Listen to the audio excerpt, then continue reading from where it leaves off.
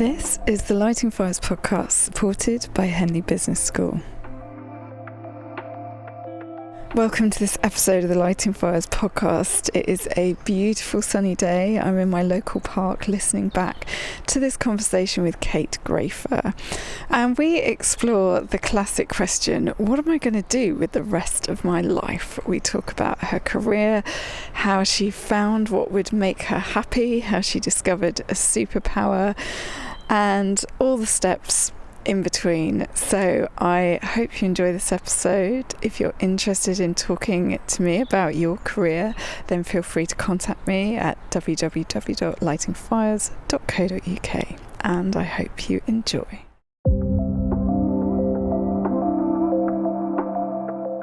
Welcome to the podcast, Kate. Thank you. Would you like to introduce yourself? Yes, certainly. So my name's Kate Gräfe, and I have held leadership roles predominantly most of my career in procurement and supply chain within local authorities. I have also worked within private sector as well. My current role is actually as social value director, working with corporates, but also third sector. So ultimately, looking to help make the world a better place from an environmental and social perspective. Thank you very much.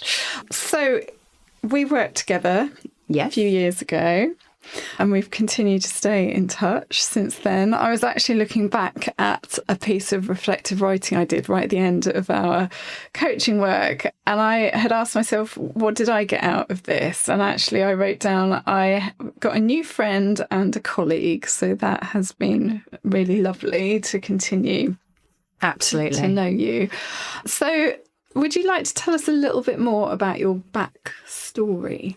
Yeah, absolutely. So really, I guess as I'd started off from my introduction and the fact that I'd had an established career from a procurement and supply chain point of view and 18 years within local government, I had taken a decision to really be thinking, actually, what do I want to do with my career? Do I want to continue on this path or not?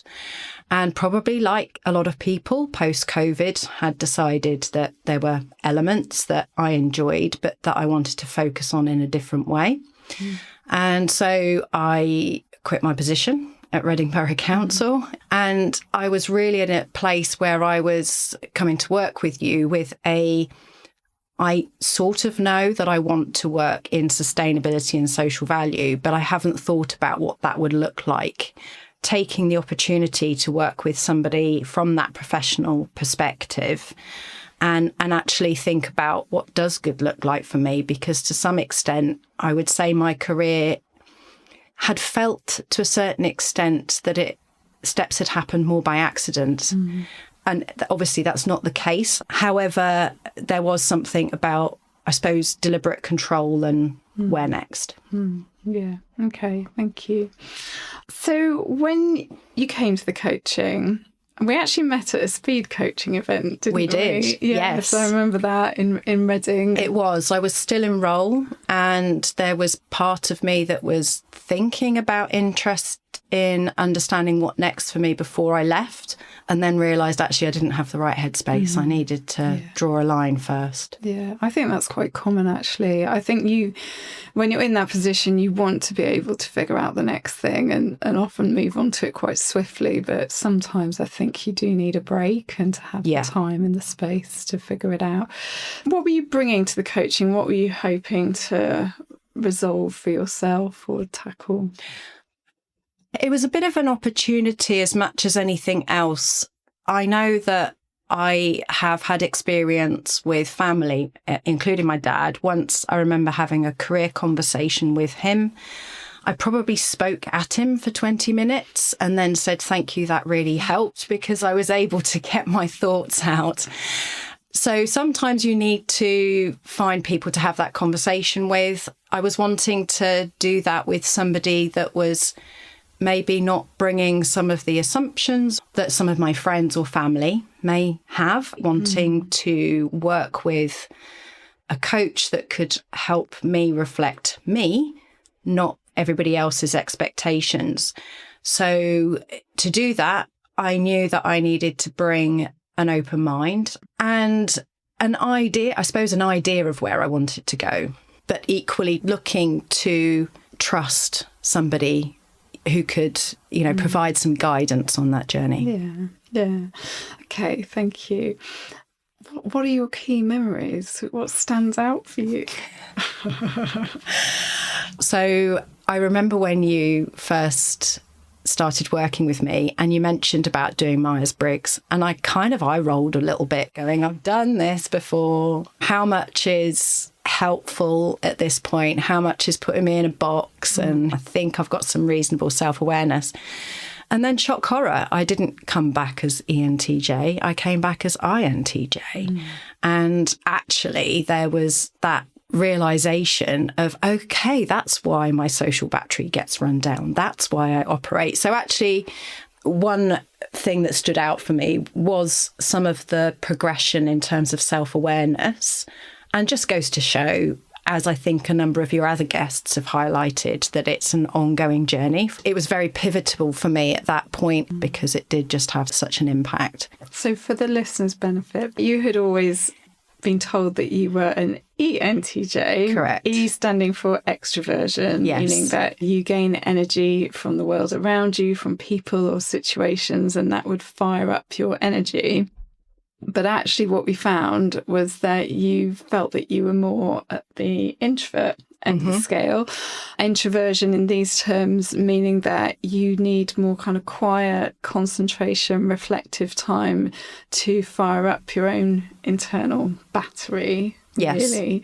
And I remember you saying to me at one point, this is a really big moment because it feels like it's almost my hidden superpower. Yeah. That you discovered this thing that really resonated for you and made a lot of sense. Yeah, I think the epiphany definitely, as you say, was the fact of understanding that ability to be able to switch, possibly being different in different circumstances. Especially when I was coming to you, I was very much thinking about setting up business effectively by myself. So therefore, understanding some of that bit about where I'm getting my energy from and thinking about how I'm going to engage is actually quite a core thing to think about how you're going to work going forwards. Yeah, absolutely. It's really interesting because I'm just reflecting on my own situation. So I've been running my own business for 10 years. And every time I do Myers-Briggs, I slightly swing between the extroversion and the introversion. Oh, wow. It's so very much when I was in a kind of head of marketing role, I would come up as an extrovert. I think in more recent years, I've kind of swung a bit more towards the introversion. But what I am finding now is that sometimes working for myself isn't always working for me, or at least working by myself. Yes. I work with my clients, of course, and I really enjoy that. But outside of those coaching sessions, I'm often working alone. Yeah. And I am kind of trying to evaluate at the moment what's best for me and my well-being. I really hear you on that. And I think I was probably also at a point that some of the ways of working that I had in my previous career needed some of that constant relationship management. Even with working from home, I came to the end of the day really tired and I didn't quite understand why. And I now in hindsight can understand that actually I'd used up all my social energy. Yeah. That's why at the end of the day, my husband and son would come home and they would get somebody that would grunt at them like a teenager when I got asked how my day was. At that time, I was thinking that actually that piece about working for myself was going to be the way forward. I think like you, I have actually found in hindsight, and part of the reason I'm working in an organisation now is actually I was craving an element of working as part of a team. Yeah. I really, really welcome being part of a micro SME now, and the element that there's a team that look out for each other and care about each other in a way that I completely understand. When you're working for yourself, that's really quite hard to maintain that energy. If you're listening to this and you're interested in training as a coach, I can highly recommend the Professional Certificate in Executive Coaching or even the Masters at Henley Business School. It is the best investment I have made in myself and my business. The course is led by research, so you know it has academic rigour, and the tools and techniques you learn are highly practical. You get the opportunities to practice, you build confidence. I also gained friendships for life, a community that's continued to support me. I can highly recommend it. So if you decide to take the plunge and contact Henley about the certificate programme, do mention the Lighting Fires podcast. So what else did we do in the coaching? What else stands out for you? Well, actually, I don't think it was always the case at the start of the coaching journey, but certainly later during the sessions, it became apparent that actually my husband was going to have a career move where he was taking a step up. And so we'd had a conversation at home about actually we couldn't have two of us necessarily in careers that were going to mean that we were constantly juggling childcare. We didn't want to be in that situation. And so he was going to have the opportunity to step up in his career, and I would probably have the role thinking a little bit more about management of things at home and childcare, etc. So actually some of that piece when you were saying about what does a good day look like, but bearing that in mind and thinking, okay, so I would like to ideally work part-time. In some respects, I felt a bit stuck, actually, because I wasn't used to the question being phrased that way round. And it was like, oh, blimey, yes, you've actually made me think I can have that vision now. I can put down what good looks like. But certainly when you were asking me about what my red lines were, I really wasn't sure. And I think it just goes to show the benefit of not only doing the exercises, but potentially coming back to them as well as circumstances change or if things don't feel quite right. Yeah, I remember you set out a lovely mind map. Oh, yes. Of how you wanted your working week and working day to look like. Yeah, absolutely. That will probably make you laugh, but the good girl part of me was like, oh, good, I've done my homework last night. I've had a positive reaction from my coach. Oh, that's interesting. I should have been looking out for that, shouldn't I? But yes, you're right. Yeah. And I think that is just that piece of being quite visual. So it was really helpful for me. Yeah. Okay. That's very interesting. I'm just reflecting on an earlier interview with a previous podcast guest where he said to me, there were probably moments at the beginning of our work together where he might have been slightly telling me what he thought I might want to hear or what the answers should be. And this is really interesting for me because I can completely see how that can happen. And I think there's something about reassuring clients right at the start that there is no right answer and I'm not expecting a particular answer. And the more authentic and honest people can be with themselves and with me, the better. Yeah, I think there were other exercises where we were looking at elements such as core values and ethics and what was important to me, which really, really emphasised that I was kind of on the right path. And they gave me the confidence to think, actually, I am going the right way. And so that was certainly a space where I felt that I could be really authentic. I am still ingrained in some ways to not always put me first or to not put me first. And actually, when somebody asks me to, I find that really hard. Yes, I think a lot of us would love the idea of starting with a blank sheet of paper and redesigning our career or our life. But actually not having any parameters, that is quite scary, isn't it? Like, where do you start and how well do you really know what you want? Yeah, and certainly in a time of change, the reason I was completing the coaching was to create a framework so that I didn't feel that exposed. Yeah. I did feel that I had something to work to. It was something that was being created for me, by me, with your support, but it's what I needed. Yeah. Okay, that's really interesting.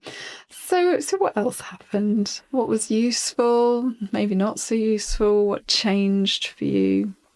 I know we did some work around confidence and imposter syndrome, didn't we? We did. So maybe that might be worth exploring. I'm sure probably like a number of people that you still work with, and like some of your previous guests, have I got imposter syndrome nailed? No. I guess it's something that you do think about very much when you're looking at that career transition. Actually, what are the skills that I'm bringing across with me to a different role? And where does that pitch me in the market? To be fair, the imposter piece, possibly, and the confidence was as much about not devaluing myself too much. If I was going into an interim procurement market, it would have been easier.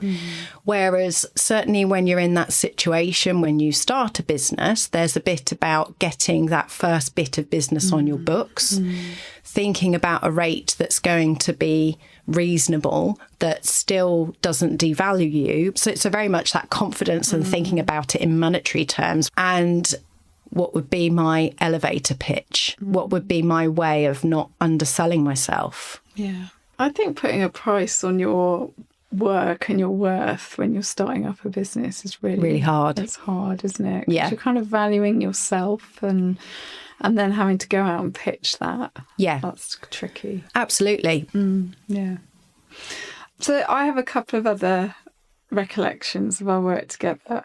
One is what I wrote down as the big conversation. Yeah. So, shall I tell this story? Yeah, go on. You tell this story. Okay. So, after we had our initial chemistry session and that went really well, then there was a bit of a delay before we started working. I think we tried to do a session towards the end of like the school holidays, maybe late August, early September that year, and it didn't feel like it went quite so well. And I asked you for some feedback. Yeah. And the feedback was that I think perhaps you would have liked to have had something to be working on before we had the first coaching session to kind of get you into that headspace. My recollection is that you didn't feel like you were quite getting what you needed at that point in time. Obviously, from my point of view, I'm thinking, oh gosh, new client, I really want them to be happy.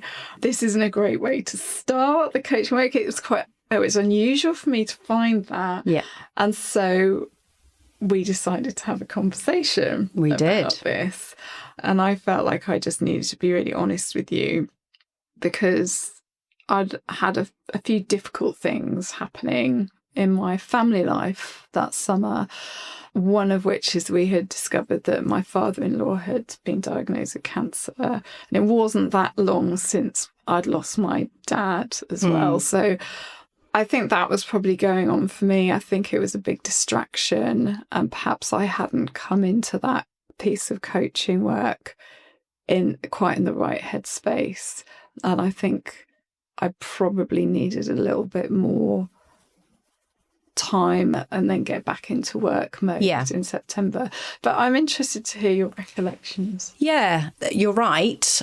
Whilst at the time we spoke about there being a gap between the conversation at the chemistry session and going forward, in hindsight, I think my recollection of that conversation was feedback. Equally, my grandma had been in a care home for a period of time. She died. My great uncle had died in Switzerland. I was taking my dad over for the funeral. I think that was the year that Thames Water decided to test whether there was a problem with the sewer in the road outside the school by putting a 20-ton truck in it. So we went back to homeschooling for a couple of days at the beginning of the term, which just raised all sorts of PTSD for me. So I was kind of coming into the coaching, maybe expecting to be feeling fresher-minded and more focused. And there was an element of frustration probably from my side that wasn't the case. So to be fair, I think there was an element, and that was one of the things that was so helpful and refreshing about actually we recognise that coaching needs to have boundaries and it's not therapy and it's not bringing personal lives into to that extent, but actually we need to at this point to be able to reset and rebuild and work out where we go from here. Yeah. And I remember actually I wrote down some notes before that conversation with you, and I just recognised that I was feeling really burnt out. Yeah. And I think that was a big part of it. And I think I decided I wouldn't normally disclose personal things to clients if it's not appropriate. But I thought, actually, I'm better off just telling her. Yeah. Telling her where I'm at. Yeah. So we can reboot this relationship and start it up again. And actually, it was really powerful. It was very much so. Certainly from my perspective, you're being as open as you possibly can, and you want to know that somebody is making as much of an effort as possible to be able to see things from your perspective. And that is impacted by, other things that go on outside for both parties in the ability to do that. What it's making me think about is the fact that as coaches, we come into this relationship needing and expecting the other party to be fully open and honest, and often really go to places that they might not have talked about before and discuss things that are very, very private and personal and confidential. And yet, as coaches, we're not reciprocating any of that. We've been taught to not let our stuff leak out and to be almost like a blank page and to, not disclose what's going on for us personally. But I wonder whether that actually limits the working relationship that you can have with somebody. I think it can depend on the client as much as anything else and where they are.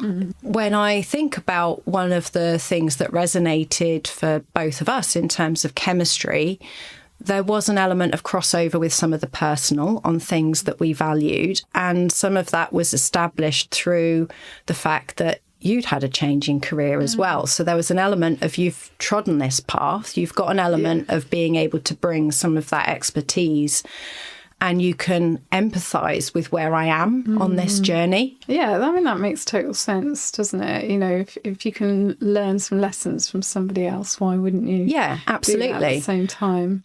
I think something else you touched on earlier is that you were experiencing counselling at the same time. And that's interesting for me as a coach, kind of working out, is it appropriate that I'm coaching somebody at the same time as they're having counselling? And I think, you have to decide on that on a case-by-case basis. Totally. You definitely need to give it careful thought. And I felt that because we were working on very different topics, the boundary was really clear, and I thought it was the right thing to do. But it's unusual.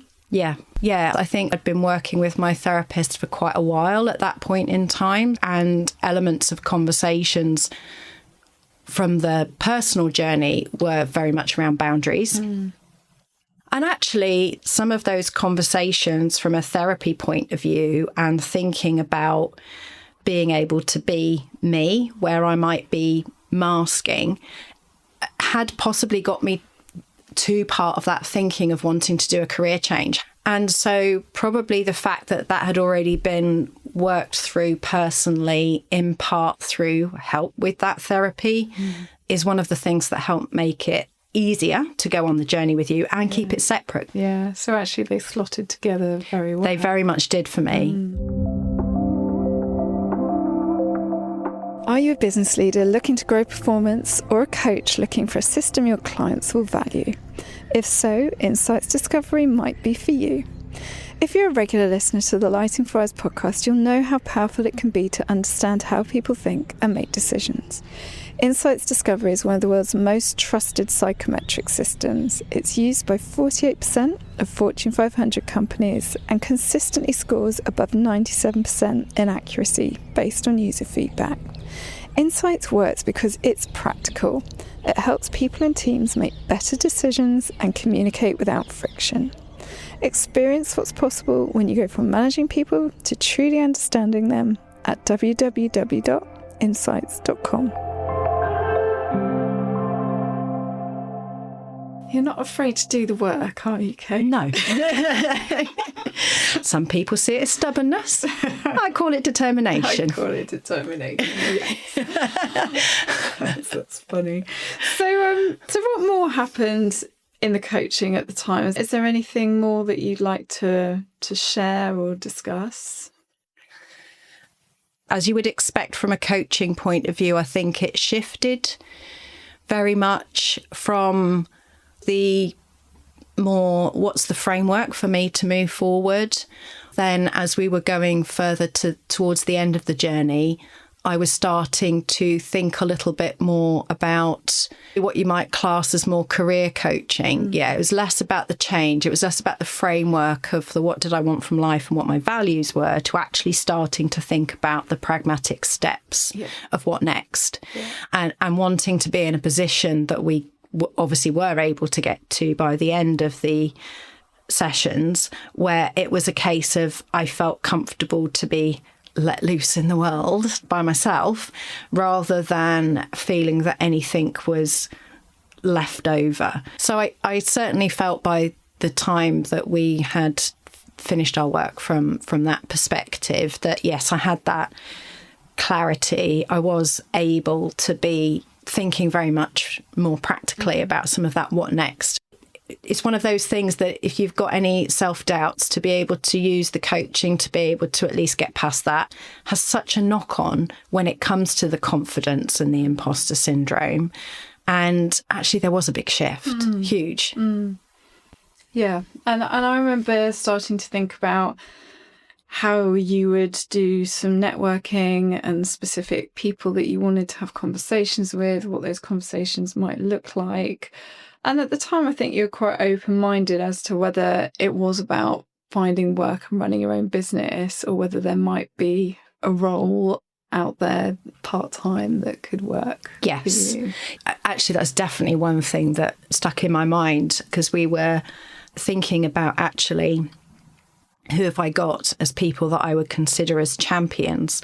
Who have I got as people that I might want to think about or approach as mentors? And we thought about different categories of contacts and almost how full my resources were in each of them, and would I want to expand them. So what took you from there to now working for Santala? So through some of the network piece, I did pick up some freelance work, and I remember being all excited and getting in touch with you and saying, look, I've managed to progress this part of my journey. It's amazing. And that was very much as a contractor working for a third-party company and dealing with a few projects. That was amazing experience, opened my eyes to lots of actually what the opportunities were from a market perspective. And I think we would have carried on. It was just projects had reached a natural end. Unfortunately, there wasn't an ability to continue. And I'd actually come across Santala from some of my research around social value previously. Thought they sounded like an amazing company, would love to work for them. I'd then actually went on their website, referring somebody else to their resources and how amazing it all was, and saw that, they're looking for a new consultant. And coming back to that bit about, preparedness, meeting opportunity, applied, and the rest, as they say, is history. So, I think it would be safe to say I had reached that point with it being quieter where I probably would like to be part of a small team, but who would be a good fit? And fortunately, the opportunity came up at just the right time. Wow. I love hearing that journey that you went on, because you tried the self-employment piece, tried working for yourself, and you did some brilliant pieces of work. I remember how excited you were about the things you were getting involved with. But then those doors kept opening and leading to something different. I think what a brilliant journey that was for you after having had that previous career. Yeah, absolutely. And I mean, to some extent, it has been the case for me through my career. There was one role in my procurement career where I was made redundant, and it's a hard time for people.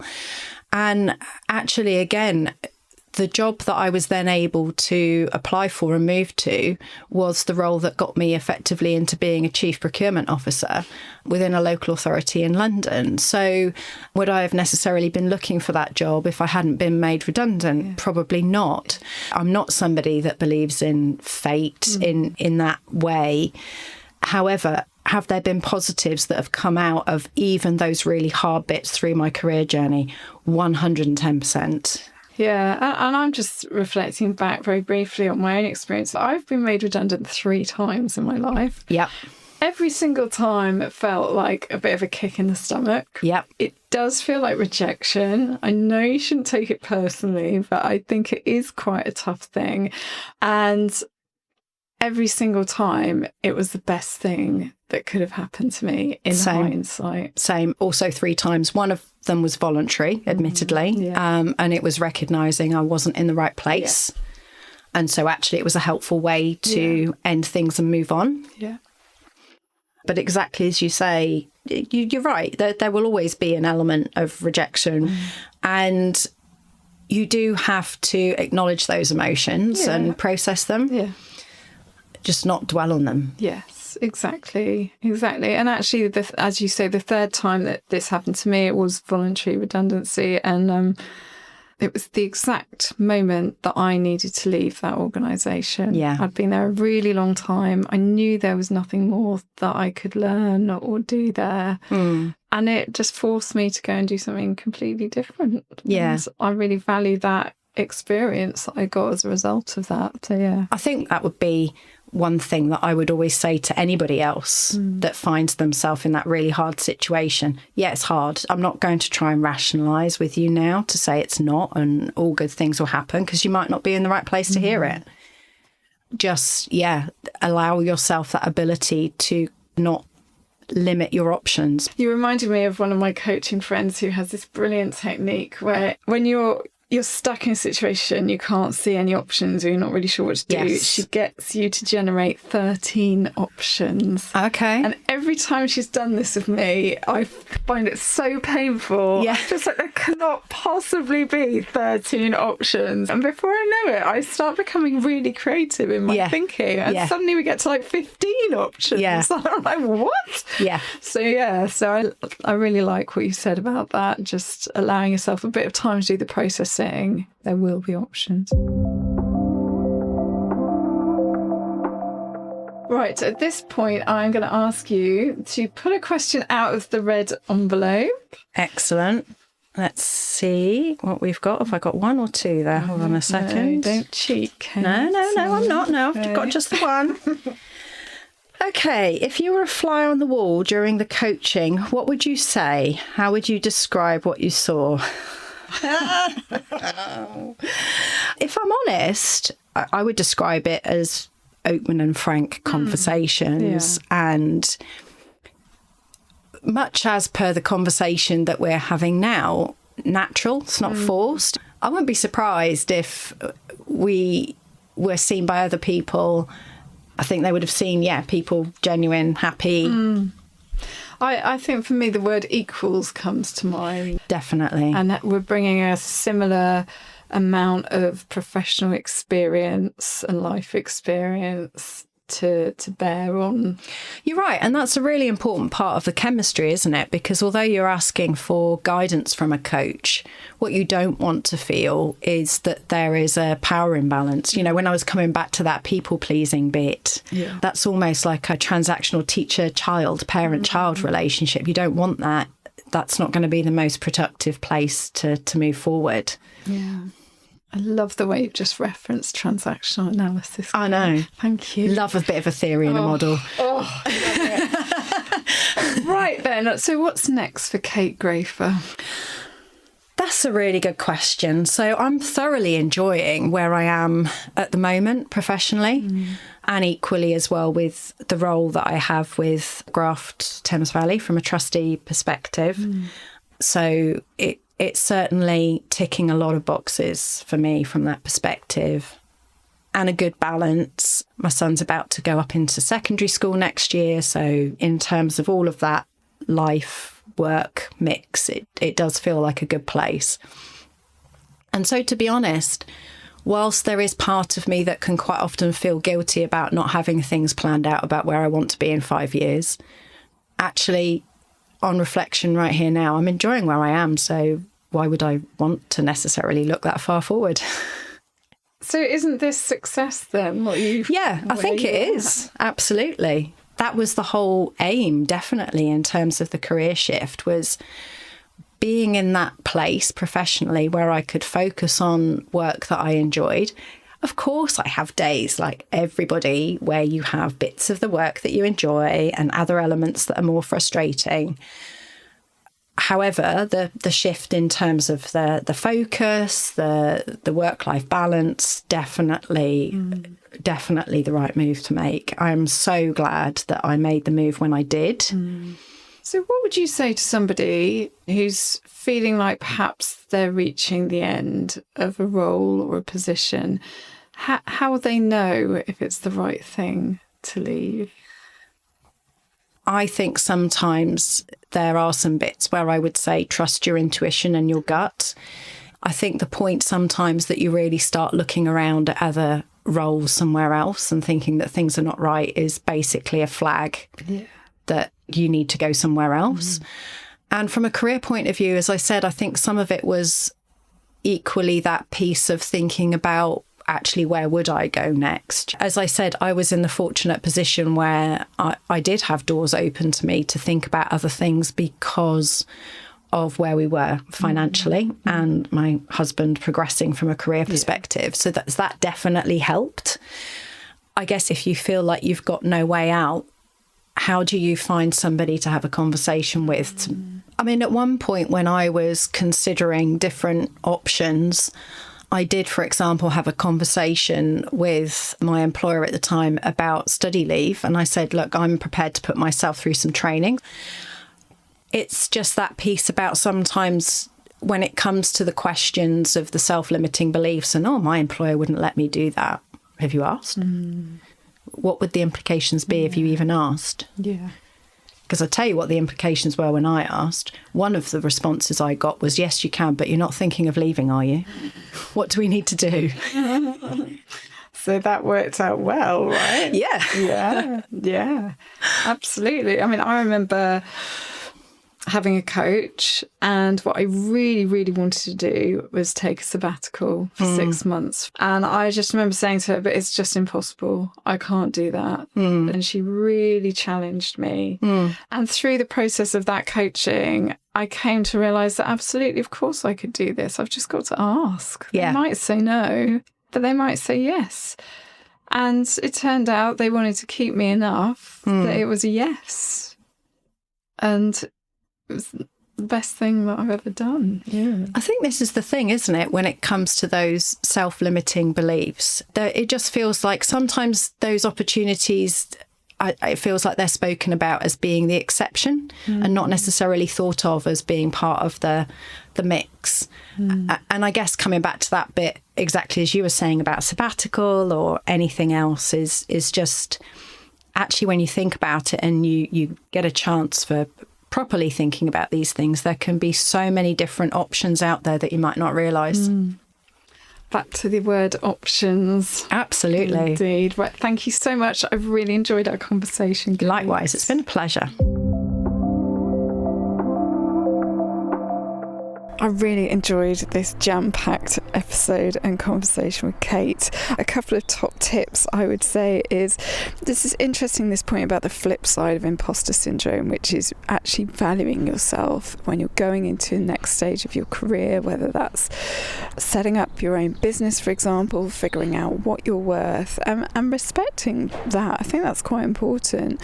But also this question of, if you're facing redundancy, if you can, giving yourself some time to process what you're experiencing, because it is tough, but also trying to open up your thoughts to what your options might be going forward and thinking creatively around that. I think that can put us into a more positive mindset in these situations. So I hope you've enjoyed the episode, and we'll be back with you soon. If you'd like to find out how we could work together, you can visit my website, www.lightingfires.co.uk, email me at julie@lightingfires.co.uk, or contact me on LinkedIn, Julie Williams MSc. If you enjoyed this episode, please share it with somebody else who might enjoy it, and keep lighting fires.